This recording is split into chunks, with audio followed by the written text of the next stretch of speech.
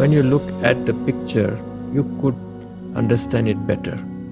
For a student, remembering images is as important as remembering your text. This is a good tool to help you remember. Tell me, what do you see? What do you understand? Homeless, Homeless, hungry, hungry, Unemployed. smoking. unemployed, smoking, yes. You could add drinking also there. I think you got the message. This is the condition of the workers. These are all factory workers. This is not their environment. They left their villages, their farms, and they are living in rented places. And what about the children? Do you think they would be in school? No, sir. They'll just also be playing on the roads or on the streets. So, a very sad and depressing picture, but this is the reality of 18th century England. So, are we clear now? Yes, sir. Okay, now let's begin. We have to begin from there. So, remember all these adjectives, all these are true. Hungry, tired, dirty, unemployed, crowded, women, children suffering. Now we look at the livelihoods, what we do in order to live or in order to survive. The reason why you are in school and studying, even taking this online class, is that maybe you will have a better livelihood in your future. Parents always want their children to do better than them. But let's go back to England. Now the occupations and the industrial workers, they were doing the same thing over and over again, operating a machine. And it wasn't really that beneficial for them.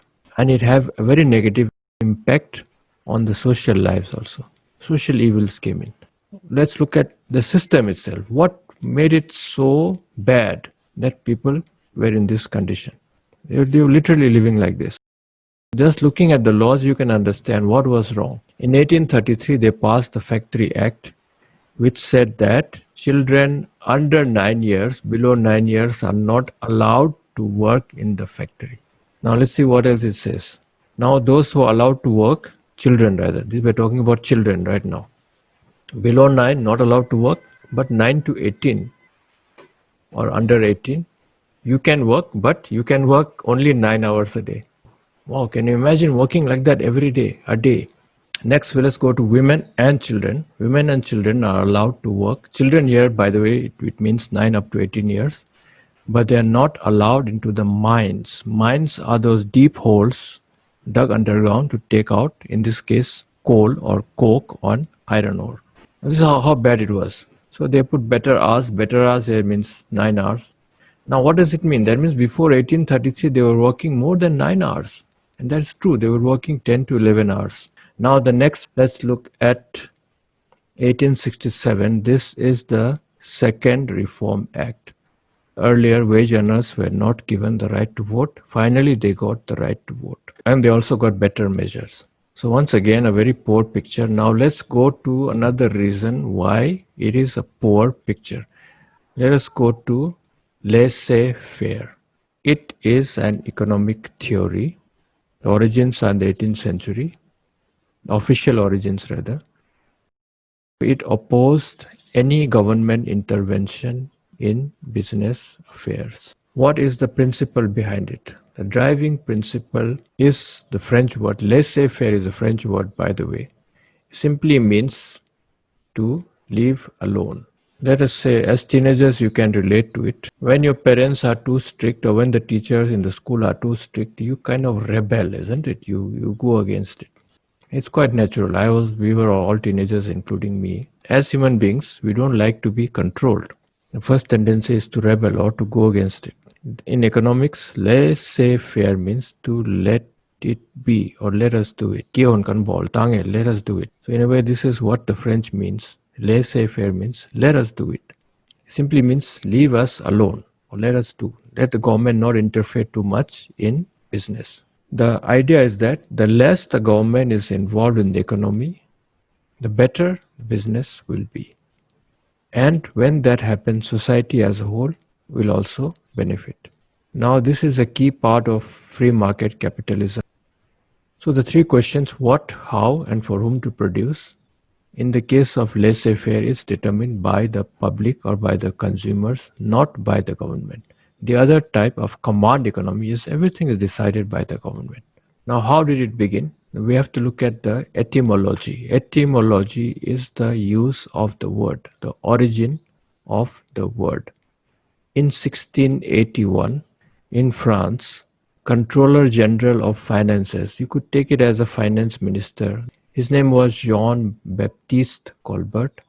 Now, he met a group of French businessmen. Their leader, M. Legendre, Controller General or the minister, he asked them, how can the government help? What can we do to make the business better? And then he famously replied, he say, laissez-nous faire, means leave it to us or let us do it. Kion kan bol tange. So it's in a way, it's a way of saying that. Business, let it be. Indirectly, what he meant to say is that government has no idea how to run business, which is not entirely false. It applies even now also. Let's move on now. Now we have to look at Adam Smith. Let's go back to the book. Adam Smith also, you will find it on page 146, page 146. Now he's a very famous writer and an economist. But here we have to look at one of the books which he wrote, that is An Inquiry into the Nature and Causes of the Wealth of Nations. This is not the first book that he wrote. He had earlier written a book called The Theory of Moral Sentiments. And in this book, An Inquiry into the Nature and Causes of the Wealth of Nations, he puts four main stages. The stages of organization. People start getting together to produce something or for some common purpose. Adam Smith also was a supporter of laissez-faire. That means the less government is involved, the better it is for everyone. Now, each of these stages has institutions. This book looks at the detail, the consequences of economic freedom. You will have a gap between the rich and the poor, but still that money will eventually come down because, as a rule, the rich want to get richer. Everyone wants to climb up the ladder. Even those who are right at the top, they started somewhere at the bottom. Some grow fast, some grow slowly, some grow at a steady pace. I like to go slow and steady. This is what you should also try. Most of us, we try to go up too fast and then we burn out. So here, economic freedom has good consequences, it has negative consequences, and it also has some other consequences which may or may not happen. Now in a market also, it needs all buyers, sellers, producers, transporters, everyone to make it work. And if the government interferes too much, somehow they don't move freely too much. Now the international implications are that when things open up all over the world, you will have people also getting rich and more prosperous and more productive, not just in one or two countries, but across the world. Now this is what is literally happening now also with globalization. The good thing is that people will get rich also, but they could also fall down together very hard. And those who fall from the top, they fall harder.